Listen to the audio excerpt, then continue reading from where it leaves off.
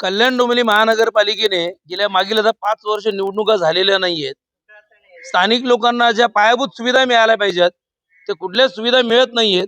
किमान महानगरपालिकेने इथून कचरा तरी उचलला पाहिजे, जेणेकरून लोकांचं आरोग्य हे सुरक्षित राहील. तर त्या बाबतीत सुद्धा महानगरपालिकेचा इतका हलगर्जीपणा चाललाय. आताच नुकतीच महापालिकेने सुमित एल्को नावाची जी कंपनी अपॉइंट केली या कचऱ्याच्या विषयासाठी, तर त्यांचा इतका अनागोंदी कारभार चाललेला आहे. मुळात त्यांची वाहनांची संख्या कमी आहे, तेव्हा प्रत्येक वॉर्डात व्यवस्थित वाहनं त्यांची पोहोचत नाहीयेत. सार्वजनिक जागेवर पडलेला कचरा जागीच असतो, लोकांकडनं डेली कलेक्शन प्रॉपर होत नाहीये. त्यातल्या त्यात माझ्या कानावर असे विषय होते तक्रारीमध्ये की लोकांकडे कचरा घेण्यासाठी पैसे मागितले जात आहेत. मला कुठेतरी असा गंध येतो की ज्या वेळेला भरती प्रक्रिया केली सुमित एल्कोने, 50-50 हजार लोक कामगारांकडनं घेतले भरतीसाठी, मग ती वसुली चालली की काय असा संशय कुठेतरी या माध्यमातून निर्माण होतो.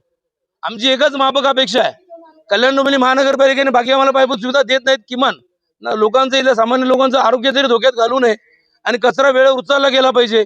आणि जे कोणी संबंधित अधिकारी असतील किंवा कर्मचारी असतील, कधी संबंधित कंपनी असेल, त्यांना काहीतरी एखादी सक्तीची सूचना किंवा एखादी नोटीस दिली पाहिजे, जेणेकरून असा प्रकार पुन्हा घडणार नाही.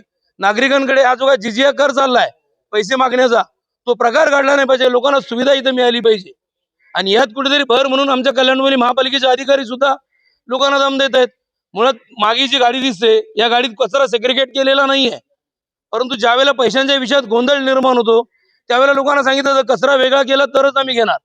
4 दिवस इथून कचरा घेतला नाहीये, 4 दिवस लोकांनी घरात कचरा ठेवायचा का? लोकांकडे प्रश्न उपस्थित झाला, कचरा टाकायचा कुठे नक्की? ज्या वेळेला गोंधळ निर्माण झाला त्यानंतर सांगतात ठीक आहे टाका त्या गाडीमध्ये. त्या गाडीचं तुम्ही शूटिंग काढा, फोटो बघा तुम्ही त्या गाडीचे, कचरा वेगळा केलेला नाहीये.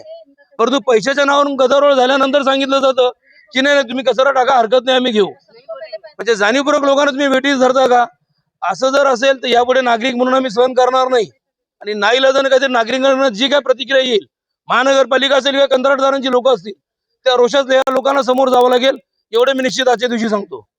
नाही तसं कसं झालेलं नाहीये. आणि आता यांच्या समोर क्लिअर केलं आणि सगळ्यांना बोलवलंय, जे स्टाफचे लोक जे आहेत सगळ्यांना बोलवलं, जे कोण गाडी घेऊन येतात सगळ्यांना बोलवण्यात आलेलं आहे. आणि त्यांना सांगितलं शहनिशा करा, कोणी पैसे मागितले ते समोर क्लिअर करा. बरं, कचरा वेगळा करून मागितला जातो. कचरा वेगळा करायची आहे का आपल्याकडे गाडीमध्ये काय? हो, गाडीमध्ये व्यवस्था आहे, ओला कचरा सुका कचरा व्यवस्था आहे.